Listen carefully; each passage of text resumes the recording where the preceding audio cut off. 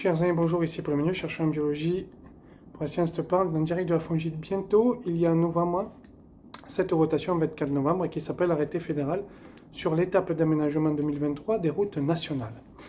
Alors ça veut dire qu'on demande aux Suisses s'il faut agrandir certains tronçons autoroutiers, à savoir 6 tronçons autoroutiers. Et alors ça c'est bien fait parce que vous avez les oui, les non, les arguments pour, les arguments contre. Et ensuite, chaque citoyen peut voter, puis vous avez les recommandations du Conseil fédéral, c'est-à-dire en gros de l'État suisse. Alors, de quoi s'agit-il? Eh bien, les autoroutes en Suisse, c'est 2 voies d'un côté, 2 voies de l'autre en général, et il y a beaucoup de bouchons. On nous dit qu'il y a 48 000 heures par année de bouchons sur les autoroutes, c'est écrit dans le petit livret, ce qui pose problème pour l'économie suisse. Autrement dit, ceux qui sont pour vous disent on a 5 milliards pour faire l'agrandissement des autoroutes, ça coûte cher, les bouchons ça coûte cher, vous avez les marchandises qui sont bloquées, donc il est nécessaire de débloquer les marchandises par l'agrandissement des autoroutes. Et ceux qui sont contre vous disent c'est un non-sens environnemental, ça va détruire 400 000 hectares de zones agraires, et donc il est temps de penser un petit peu à l'environnement et de ne pas agrandir les autoroutes. Donc voilà en gros les arguments pour et les arguments contre. Alors moi, je me suis intéressé à quelques chiffres. Je ne vais pas voter parce que je ne suis pas suisse. Ma femme votera parce qu'elle est le lait, mais moi, je ne le suis pas. Donc j'ai regardé un petit peu ce qui se passe entre 1990 et 2020. Pourquoi 2020? Puisque après, avec la crise du Covid, bien sûr, ça a un petit peu diminué. On le sait, en 2020, avec les confinements, etc. Alors, les autoroutes, on nous dit, elles ont 40 ans. Donc on va regarder ces 30 dernières années. Ces 30 dernières années, en Suisse, il y a une augmentation de 28,4% de la population. Alors comment s'est agrandi le transport? Tout ça sont des chiffres officiels parce que ça ne sont pas dans ces carnets-là. Donc moi je me permets de donner quelques chiffres. Alors 28,4% de la population au niveau du transport routier, on a une augmentation de 39,6%. Et si on regarde un petit peu cette augmentation autoroutier, on a 17,6% d'augmentation due aux livraisons. C'est le trafic qui a le plus cru ces dernières années, avec une augmentation d'un certain type de livraison, à savoir par véhicule, petit véhicule, donc on ne parle pas de transport lourd, c'est les camions, par petit véhicule, il augmente de 10% par an depuis 2020. Donc on est en 2023, au moment où le texte a été créé, une augmentation de 30% les 3 dernières années, d'un tiers. Alors ça s'appelle des voitures de livraison.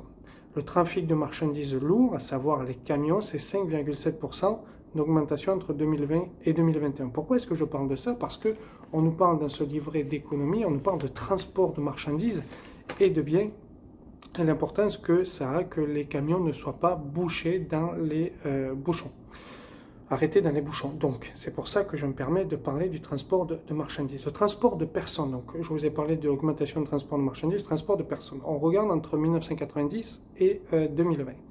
Le rail, il y a une augmentation de 12,1%. Il suffit d'être sur l'autoroute, de voir passer les trains qui sont en partie vides à certaines heures de la journée.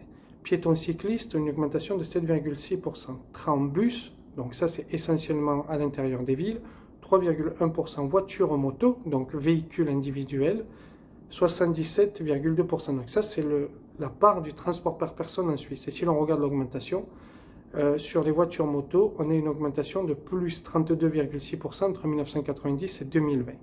Le rail pour le transport des personnes aujourd'hui ne représente que 12,1%. Piétons cyclistes que 7,1%. Piétons cyclistes, c'est surtout l'intérieur des villes, n'est-ce pas? Mais encore faudrait-il, et je le vois ici à plein les watts, que les motos ne soient pas sur les pistes cyclables, même les trottoirs cyclables, parce qu'ici sont des trottoirs cyclables, et j'ai vu encore ce matin 2 motos les utiliser. Bus, tram, c'est 3,1%, et la voiture ou la moto d'un véhicule individuel, c'est les 3 quarts, c'est 77,2%, avec une énorme augmentation. Maintenant, entre 1990 et 2020, le rail a augmenté de 71,5%. C'est la part qui a le plus augmenté, mais qui n'arrive aujourd'hui qu'à 12,1% de la part de marché. Ok. Alors, les 6 tronçons, c'est surtout pour l'agrandissement de la 1, qui est la principale autoroute en Suisse, qui fait 416 km, qui traverse tout le pays. Et c'est 33% des kilomètres parcourus sur les routes en Suisse. Il y avait d'ailleurs il y a quelques jours un accident entre Aigle et Montreux, donc là on va parler aussi des accidents puisque c'est ceux qui provoquent aussi les bouchons, quoi qu'on puisse penser, n'est-ce pas? Et dans le livre on ne parle jamais des accidents qui provoquent ces bouchons, et je suis pourtant persuadé qu'on pourrait largement la jouer dessus. Entre 2021 et 2024, il y a une augmentation de 20% des accidents mortels de la route. En première position des morts, on a les occupants des voitures de tourisme. N'oubliez pas que ça représente 77%.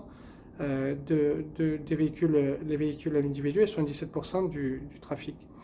Donc, en premier, on a les occupants de voitures de tourisme, en second, les motos, troisième, piétons, quatrième, cyclistes. Alors, parlant des motos, on a une augmentation de 300% ces 3 dernières années, dans une population, une tranche d'âge entre 18 et 25 ans. Donc ça, c'est important à noter, c'est qu'on donne le permis aussi, sans forcément bien former les gens.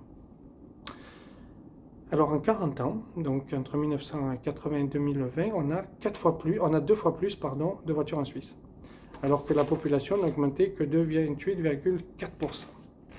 On a une augmentation en gros de 30% et on a une augmentation de 50% du nombre de 2 fois plus du nombre de voitures. Alors les accidents de la route sont essentiellement liés aux excès de vitesse, peut-être qu'il faudrait aussi réagir là-dessus. Sur l'autoroute, elle représente 2% du réseau routier, mais 10% des zones d'accident. Ça veut dire qu'en proportion, c'est sur l'autoroute où il y a en Suisse le plus d'accidents. On veut les arrondir. Les localités représentent 75% des accidents avec dommages corporels et 2% des tués. Alors les localités sont les villes, et là on voit que si on regarde les transports communs, à savoir le bus-tram qui ne représente que 3,1%, si on veut limiter le nombre d'accidents et le transport routier dans ces villes, puisque c'est de ça aussi dont il s'agit, il serait peut-être bon d'augmenter la fréquence des trams et des bus, voire de créer des lignes de bus. Par exemple chez moi, un peu compliqué sans la voiture, là où je suis en village, sans la voiture, vous faites rien. C'est pour ça que je dois venir travailler en voiture. J'ai pas le choix en fait, il n'y a rien. Transport commun, c'est un peu mort quoi. Alors les 2 tranches d'âge qui représentent le plus d'accidentés et de tués sur les routes, ce sont les 18-24 ans et les 45-65 ans. Donc 18-24 ans, je l'ai dit pour la moto par exemple, où on a une augmentation de 300% d'augmentation en 3 ans, il faudrait peut-être mieux former les gens.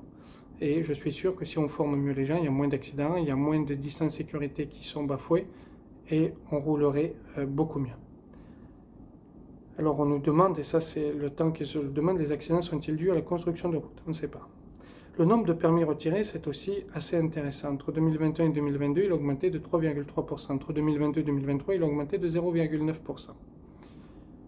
Et on a 1,3% des conducteurs qui ont perdu leur permis l'année dernière. C'est essentiellement dû à la vitesse et à l'alcool. Et on a une augmentation de 1% du nombre de permis en Suisse par année, mais comme on a une augmentation de 3% du retrait de permis, ça ne corrèle pas trop non plus, disons. Alors pourquoi est-ce que je vous donne tous ces chiffres? Eh bien parce qu'ils nous permettent de réfléchir sur l'ensemble du réseau, et c'est ça, comme ça aussi qu'on réfléchit d'un point de vue scientifique. Premièrement, ce que l'on sait, c'est que si on donne un nouveau moyen de transport, que ce soit une route, une zone piétonne ou quoi, on va augmenter, ça s'appelle l'effet rebond, on va augmenter l'utilisation de ce réseau. D'ailleurs, on nous explique là-dedans qu'on veut augmenter, le Conseil fédéral, l'État veut augmenter la taille des autoroutes pour permettre de décharger les routes secondaires. Autrement dit, on sait que ça va être utilisé et donc potentiellement bouché. Moi, ce que je sais en utilisant régulièrement cette autoroute, c'est que souvent, lorsque ça bouche, eh bien, c'est dû à des mauvaises conditions météo. Ce matin, il y avait du brouillard, mais les gens roulent aussi assez vite, à des accidents. Très souvent, c'est bouché à cause d'accidents. C'est pour ça que je parle souvent des accidents. Et ensuite, c'est dû à des ralentissements parce que les distances de sécurité ne sont pas respectées. Donc, vous accélérez, vous ralentissez, vous accélérez, vous ralentissez. Ça fait un accordéon. Et à un moment donné, ça bouge. Bien sûr, il y a des heures où le trafic est beaucoup plus dense, ça c'est évident, mais lorsque moi j'ai pris l'autoroute sur ces heures-là, et j'ai 1h15 d'autoroute pour faire aller de chez moi à Plan-les-Ouates, ici, après Genève, vu de chez moi, eh bien on ne perd que 20 minutes. Sur 1h15, on perd 20 minutes lorsque c'est bouchonné pour une cause qui n'est pas une cause d'accident. Donc c'est pas non plus énorme quelque part. Là, faut voir aussi les temps de perte. Là, on nous parle de 48 000 heures sur l'année sur l'ensemble des routes. Il faut voir le temps de perte. Moi, ce que je crois, c'est que quand on regarde les chiffres des transports en commun, eh bien, il faut investir un peu plus dans les transports en commun. Parce qu'avec l'effet rebond, les autoroutes finiront même à 3 voies d'un côté, 3 de l'autre, donc à 6 voies, donc la même chose qu'en France, elles finiront par être bouchées. Mais ce que l'on peut faire, c'est augmenter l'espace des transports en commun. Quand on voit que le bus, le tram, ce n'est que 3,1% en 2020, je crois que c'est les chiffres 2020 que j'ai, mais 2021-2022, on voit les proportions, ça reste identique. 3,1% des transports des personnes et le train 12,6%, on voit que l'on peut jouer là-dessus. C'est pas évident. Ensuite, il faut former les gens. Moins il y a d'accidents, et moins il y a de problèmes. Et le troisième point, il faut faire respecter les limitations de vitesse et distances de sécurité. Ça semble assez essentiel pour éviter tout accident et tout type d'accordement. Merci de m'avoir écouté. Je vous remercie de m'avoir écouté pour cette vidéo. Vous avez quelques arguments pour ou contre les autoroutes. Moi, je ne vais pas voter, donc chacun vote. N'oubliez pas de partager et de commenter la vidéo. Merci, au revoir.